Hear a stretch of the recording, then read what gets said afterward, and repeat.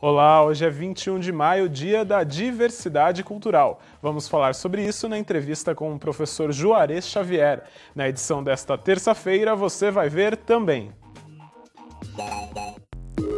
Evento comprova que álcool não combina com direção. Já ouviu falar em coworking? Saiba como funcionam os escritórios compartilhados. Esse é um tipo de serviço que pode ajudar principalmente os pequenos e médios empreendedores. E vem aí a virada cultural. Conheça a banda Tóquio Savana.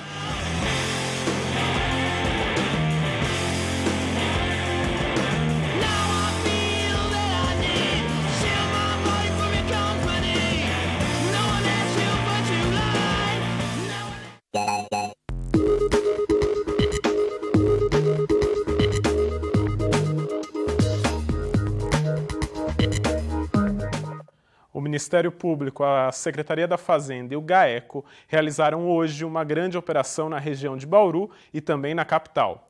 O objetivo foi desarticular uma organização responsável por fraudes fiscais no setor de esmagamento de soja. Os acusados simulavam operações financeiras e também utilizavam empresas laranja. A estimativa é que só em impostos estaduais houve a sonegação de centenas de milhões de reais. Um evento no domingo chamou a atenção dos motoristas para o perigo de dirigir após consumir bebidas alcoólicas. A ação, promovida pela Polícia Militar e pelo Clube de Carros Antigos, busca reduzir a quantidade de mortes e também os acidentes de trânsito aqui em Bauru. Quem passou pelo estacionamento do Walmart pôde acompanhar o trabalho de prevenção a acidentes de trânsito. Motoristas voluntários participaram para demonstrar o risco do consumo de bebida alcoólica associado ao volante. Gilmar Barros é profissional de educação física e foi um dos voluntários. Ele tem cerca de 2 metros de altura e 120 quilos. Portanto, tem um organismo capaz de processar mais álcool do que o de muita gente de menor estatura e peso. O combinado é dar uma volta no circuito sem ter consumido bebida. Depois, beber, passar pelo etilômetro e dirigir novamente. O etilômetro é esse aparelho, usado por autoridades para comprovar o consumo de álcool por motoristas. A primeira medição confirma 0 de álcool no organismo de Gilmar. Eu já fiz o teste do bafômetro sem normal, conforme eu cheguei aqui, já deu zerado. Eu vou fazer uma volta agora sem consumir álcool. Aí depois eu vou consumir álcool e vou fazer outra volta. Gilmar completa o circuito sem derrubar nenhum cone. Agora é hora de consumir uma lata de cerveja para dar sequência ao teste. Cerca de 15 minutos depois, ele passa novamente por uma medição do etilômetro. O resultado muda. Com apenas 350 ml de cerveja, ele já tem 0,09 miligrama de álcool por litro de ar. Situação que já é infração de trânsito. Iria tomar a minha carteira, eu já teria multa, alguém teria que dirigir meu carro, todas as penalidades que a lei impôs agora. De volta à pista, Gilmar finaliza o percurso sem atingir nenhum cone, mas sente diferenças em relação à primeira volta, quando ainda não tinha bebido. Por ter sido apenas uma latinha, não teve tanta alteração, mas a sensibilidade, principalmente a parte do freio. Existe uma sensibilidade ali maior do que as outras vezes, ela até comentou, na hora que pisa no freio, as outras vezes não teve, mas dessa vez a pisada no freio foi diferente, com certeza foi diferente. Em dezembro de 2012, uma lei federal reduziu a tolerância e deixou mais rigorosa a punição para quem dirige após beber. É a lei seca, que não permite nenhuma quantidade de álcool no organismo dos condutores. Por conta da calibragem, o etilômetro, que é conhecido popularmente como bafômetro, tem uma pequena tolerância de 0,04 miligrama de álcool por litro de ar dos pulmões. A partir de 0,05 miligrama, o condutor já comete infração de trânsito gravíssima, com multa de R$ 1.915. Além disso, a carteira de habilitação é suspensa por 1 ano.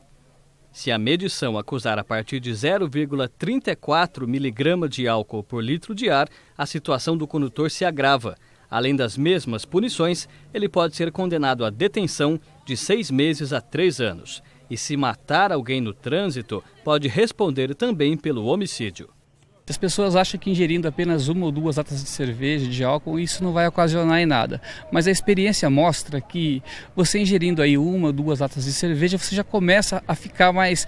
Você perde a inibição, né? Começa a ficar mais corajoso no volante. E aí a inconsequência é o que ocorre geralmente. A pessoa torna-se mais inconsequente, ela perde seus reflexos, né, para conduzir o veículo. A Polícia Militar faz operações nas ruas com qual frequência? Nós fazemos diariamente, mas intensificamos principalmente nos fins de semana, naqueles locais onde há maior incidência, assim, de bares, de lanchonetes, onde o pessoal realmente pode vir aí ao fazer o uso de bebida alcoólica. A lei de 2012 ainda dispensou a obrigatoriedade do etilômetro para comprovar a embriaguez ao volante. A conduta perigosa do motorista pode ser atestada por policiais ou testemunhas.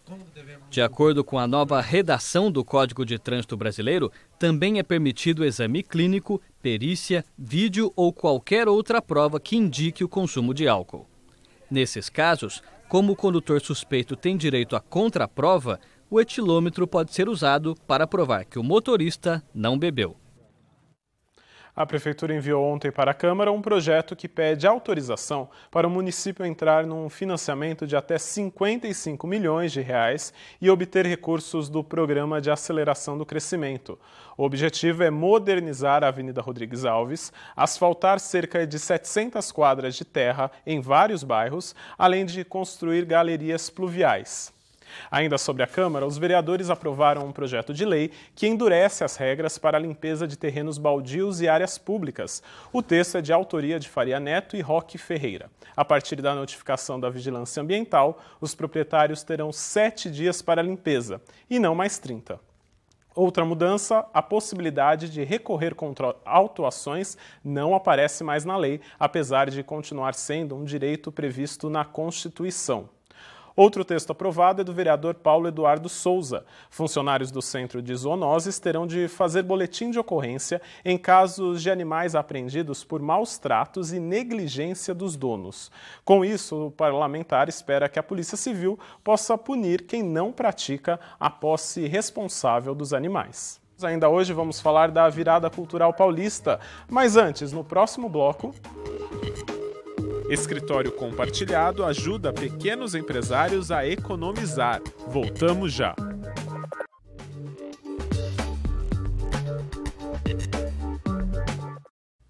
Você sabe o que significa coworking? Quer dizer trabalho compartilhado. São pessoas de empresas diferentes que dividem um mesmo espaço de trabalho. Pesquisas recentes da Fundação Instituto de Administração mostram que o coworking tem crescido no país nos últimos anos. E quase não tem burocracia. É só chegar e trabalhar. Só financeiro, a gente só antecipa o faturamento. A Natália e o Júnior são ex-bancários que tinham vontade de abrir o próprio negócio. Mas a necessidade de investimentos impedia a realização do sonho. Foi aí que eles conheceram o coworking. O investimento inicial foi bem pequeno, e o que possibilitou a gente já começar a ter um lucro já no primeiro, segundo mês, já ter lucro na empresa. Então isso aí valeu muito a pena no sistema de coworking. Nesse escritório compartilhado, eles começaram um negócio na área de fomento mercantil no ano passado. Aqui, eles compartilham experiências com vários profissionais. Querendo ou não, a gente se tromba, se encontra aqui no coworking, às vezes no cafezinho, às vezes na recepção. E também, às vezes, um precisa de uma coisa ou de outra. Liga lá no Novitar que eles têm isso, empresta. Aí outro, preciso de tal serviço. Lá embaixo tem outra empresa disso que também dá para fazer. Então, às vezes, facilita com uma coisa ou outra, você acaba criando um vínculo, assim, estreita, né? Relacionamento, amizade, pode ser surgindo até negócios com isso, às vezes. Esse intercâmbio de espaço, equipamentos e pessoas é o coworking. A infraestrutura da sala é disponibilizada pela empresa que presta serviço aos empreendedores. Desde os móveis, ar-condicionado, sala de reuniões, energia elétrica, telefone e até mesmo serviços de recepção e limpeza. Então, coworking, diferentemente do sistema de aluguel de escritório, o coworking é um sistema baseado quase que num cooperativismo. Ele está centrado num tripé, que é o relacionamento social, é o relacionamento da estrutura e é o relacionamento de trabalho. Um dos benefícios de escritórios compartilhados é poder conviver com outros profissionais e até mesmo fazer colegas de trabalho. Em lugares como esse aqui, o Cantinho do Café também é famoso para relaxar um pouco do trabalho.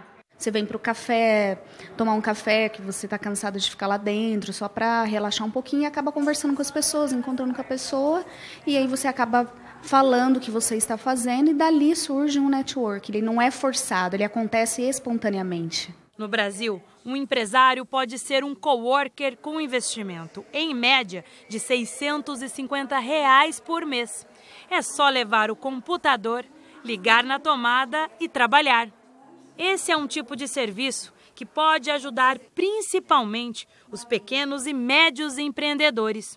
Este é o primeiro coworking de Bauru e região. Eu e minha esposa, nós tínhamos um escritório, nós começamos a trabalhar com algumas coisas de investimento e começamos a pensar, falei, poxa vida, a gente fica aqui sozinho, só nós dois no escritório, a gente já conhecia um pouco do conceito, né, de coworking, era na época ainda um pouco superficial. E quando a gente realmente sentiu na pele, foi quando a gente olhou e falou, poxa, não tem um coworking na cidade, né? Quem já passou por empresas convencionais percebe a diferença de se trabalhar nesse sistema. A consultora de recursos humanos, Tassiana, quase dobrou a quantidade de negócios e projetos em um ano de atuação nesse espaço. Eu não tenho que me preocupar com conta de água, conta de luz, telefone, recepção, folha de pagamento. Eu consigo focar bem a minha atividade e otimizar meu tempo de trabalho. É possível ter uma sala individual ou ainda dividir uma bancada com outros profissionais. Esta empresa de benefícios de cartão tem filiais em várias regiões do estado. E foi a direção da empresa matriz, na capital paulista, que sugeriu a utilização do coworking. Pela praticidade, porque para a gente é muito mais prático vir só com o computador e trabalhar. Então aqui tem toda a estrutura. A dengue continua a preocupar os moradores de Bauru. Hoje, a Secretaria Municipal de Saúde confirmou mais 172 casos da doença. Até o momento, a cidade registra 4.910. 2 pessoas morreram. Valem as orientações de sempre. É importante manter quintais limpos e evitar deixar água acumulada.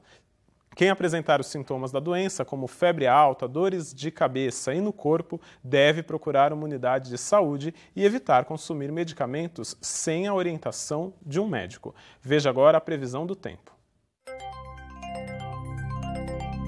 O tempo segue aberto em todo o estado. Há probabilidade de chuva fraca no leste do estado e na região de Campinas. Amanhã, a nebulosidade se mantém nessas regiões. Já na quinta-feira, as temperaturas podem baixar um pouco. Bauru continua sem previsão de chuvas. A máxima hoje foi de 28 graus. Os ventos fracos sopram a 2 km por hora. A umidade do ar está em 57%. Amanhã, as temperaturas podem chegar a 29 graus em Bauru e Piratininga e máxima de 28 graus em Agudos. No próximo bloco, o professor Juarez Xavier conversa com a gente sobre a diversidade cultural. E você vai ver também. Bauru na virada. Vamos falar com a banda Tóquio Savana. Voltamos já.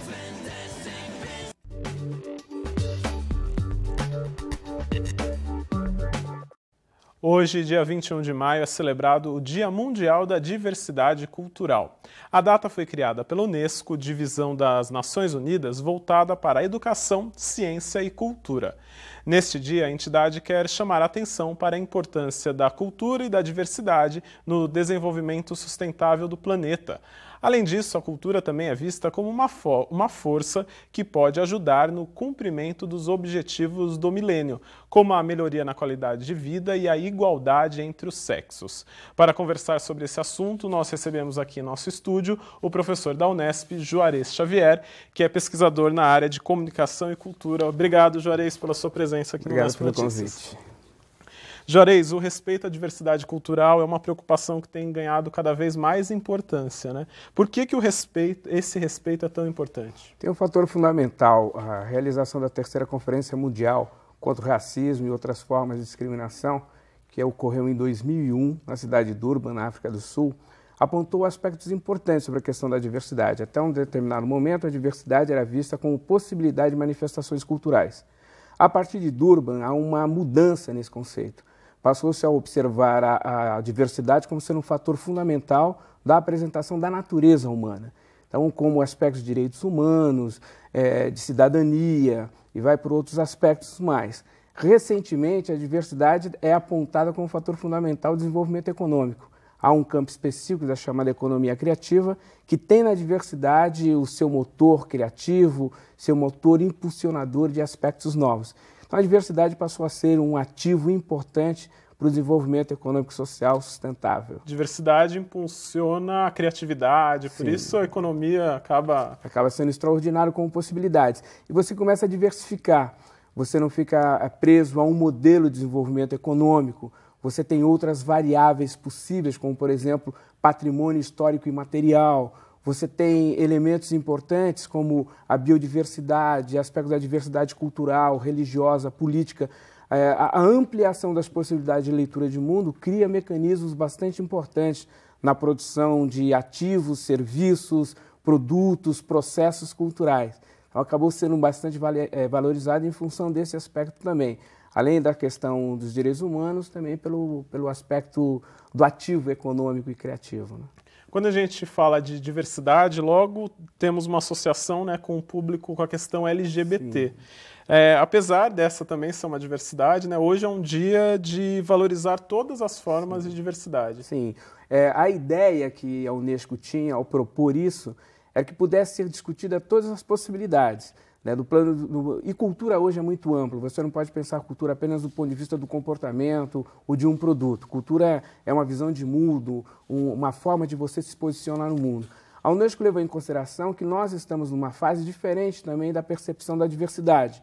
Você tinha uma construção de identidade no século XIX, que era mais iluminista, você tinha uma outra construção de identidade baseada nos movimentos sociológicos, e hoje não. Hoje você tem uma identidade baseada na reivindicação da diferença. Então era necessário ter um momento para discutir essas diferenças em todos os planos, de gênero, de raça, de etnia, de aspectos culturais. A data é para lembrar que a natureza humana é diversa em todas as suas dimensões. Juarez, você faz parte do Conselho Municipal de Cultura. Sim. E atualmente uma das discussões do Conselho é a implantação do Sistema Nacional de Cultura aqui em Bauru. Como esse sistema pode colaborar com a diversidade cultural? De forma extraordinária. Você pega os anos 90 no Brasil, você tinha uma ideia de que os projetos culturais eram bancados pelo mercado. Foi essa a natureza que se tinha até aquele momento. A partir do advento do governo Lula e do ingresso do ministro Gilberto Gil no Ministério da Cultura, há uma mudança nesse projeto. Passou-se a se considerar necessário que o Estado bancasse a diversidade cultural. O Sistema Nacional de Cultura, baseado em outras ferramentas, como, por exemplo, as conferências, os próprios conselhos municipais e estaduais, ele prevê que desenvolvimento de políticas públicas para financiar essa pluralidade. Então, aquilo que o mercado não alcança, aquilo que não tem interesse do mercado, que não tem retorno mercadológico, o Sistema Nacional de Cultura se propõe a criar mecanismos para poder investir em processos, pessoas e recursos culturais. Então, a grande sacada é que o Sistema Nacional de Cultura permite que haja investimento do Estado, tirando, portanto, do mercado a prerrogativa de desenvolvimento de aspectos culturais, e permite a pluralidade. Mesmo aquelas manifestações, aquelas formas de cultura ou aqueles processos que estão mais marginalizados, passam a ter o apoio do Estado para poder produzir as suas diferenciações culturais. É o Estado investindo em manifestações culturais não dominantes, e sim nas outras opções culturais. Para até assegurar a pluralidade do Brasil. Se você pega nos anos 90, você tinha fundamentalmente processos, produtos e recursos muito focado naquilo que tem retorno de mercado. Então, era aquilo que prevalecia na região sul-sudeste. A concentração se dava dentro desse universo. Hoje não, você tem uma pluralidade maior, você tem outras possibilidades de manifestações culturais. Então, o sistema ele atende uma necessidade de mostrar a cara real do Brasil a partir das suas manifestações culturais. Juarez, e como você avalia o cenário cultural aqui em Bauru? Nós somos uma cidade que respeita essa diversidade? Eu vejo de uma forma muito positiva. Eu represento a universidade no Conselho Municipal de Cultura e vejo 3 aspectos importantes em Bauru. Primeiro, que ela tem diversos núcleos de produção cultural, ateliês culturais, assim, de tradições materiais, digitais, mas tem muitos núcleos culturais. Segundo, há uma vocação de tentar colocar esses núcleos em contato, em conexão. Então você tem um território do hip hop, um território do samba, um território da música eletrônica, um território das bandas independentes. Isso é muito positivo. Há processo de conexões. O que falta, e eu acho que pode ser uma contribuição importante do Conselho Municipal, é a constituição de políticas públicas que atendam à necessidade desses arranjos produtivos locais de cultura. Então, Bauru tem condições, tem potencial, talvez agora com essa discussão do Conselho Municipal, com uma conferência municipal, cria-se os mecanismos necessários para a adoção de políticas públicas, que aí sim fecha todo esse círculo. Núcleos culturais, conexões culturais e políticas públicas que atendem a essas necessidades. Legal, professor Juarez Xavier, muito obrigado pela sua participação aqui no Nesp Notícias. Agora a gente vai falar mais de cultura. Faltam apenas 4 dias para Bauru entrar em uma maratona de música, teatro e dança. A Virada Cultural Paulista vai proporcionar ao bauruense 24 horas de arte. E aqui no Nesp Notícias a gente começa a apresentar o que você vai conferir durante o fim de semana no palco principal, localizado no Parque Vitória Régia. Uma das primeiras atrações musicais é a banda paulistana Tóquio Savana, que vem com um som forte e um repertório de puro rock and roll. O William Poliveri bateu um papo exclusivo pela internet com eles.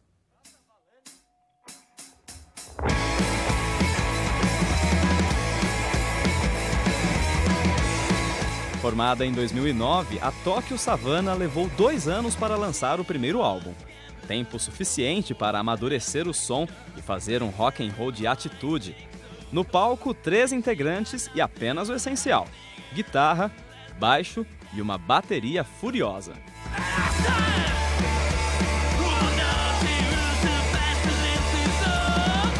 E quem bate um papo agora com a gente é justamente o baterista da banda, o Snoopy, que vai falar um pouquinho pra gente sobre o Tóquio Savana. Então, Snoopy, até pra gente começar, de onde veio esse nome, Tóquio Savana? Então, o nome Tóquio Savana veio a partir da música Tóquio Savana, né? A banda na época chamava Dead Rats, e enquanto o Chico e o Johnny estavam gravando o disco, na época eu ainda não estava na banda, eles chegaram à conclusão que a sonoridade da banda não era mais representada pelo nome Dead Rats. E daí eles falaram, pô, a música Tóquio Savana tem tudo a ver com o novo espírito da banda, a letra descreve muito bem a atmosfera da banda e tal, e resolveram rebatizar a banda como Tóquio Savana. Essa coisa de Tóquio, essa super moderno, a savana africana selvagem, essa mistura, e rebatizou a banda como Tóquio Savana.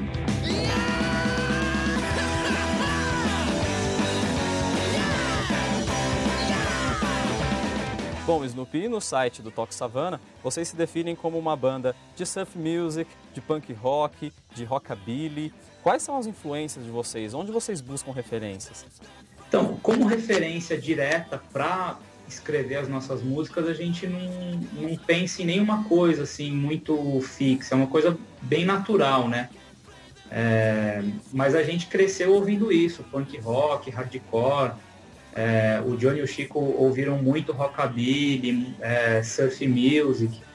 Então acaba sendo uma referência natural, assim, não é nada muito pensado quando a gente vai compor. A referência meio que vem inconsciente, assim, sabe? Por a gente ter ouvido muito isso durante a nossa formação musical, a coisa aparece e se traduz desse jeito. E uma característica que chama a atenção da Tóquio Savana é que, apesar de vocês serem uma banda de rock nacional, todas as composições de vocês são em inglês.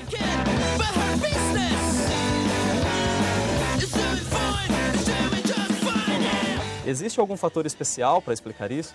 Acho que é essa coisa da nossa influência mesmo, né? Nossas referências sempre foram as bandas gringas. E aqui no Brasil ainda tem esse estranhamento quando uma banda brasileira canta em inglês, né? Mas acho que no mundo do rock é uma coisa normal, assim, é bem comum.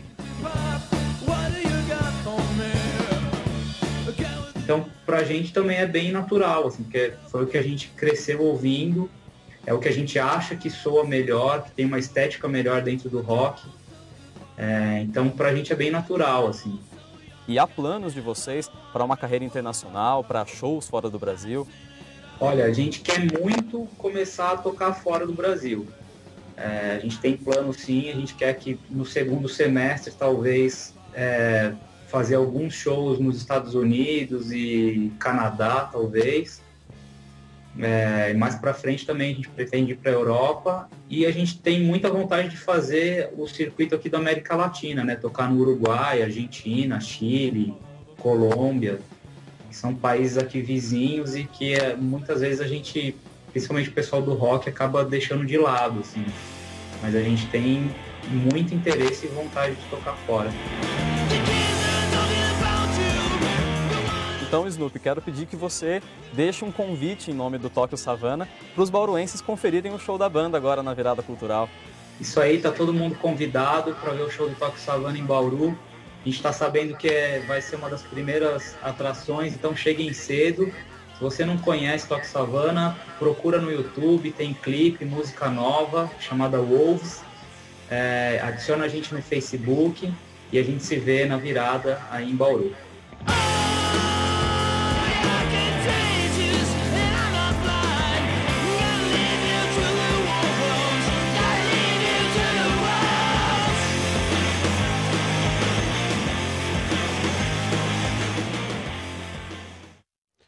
E amanhã a série Bauru na Virada continua. A gente conhece o jazz pop do grupo Bluebell em Black Tie. São essas as informações de hoje. A gente volta amanhã às 5h30 da tarde. Tchau!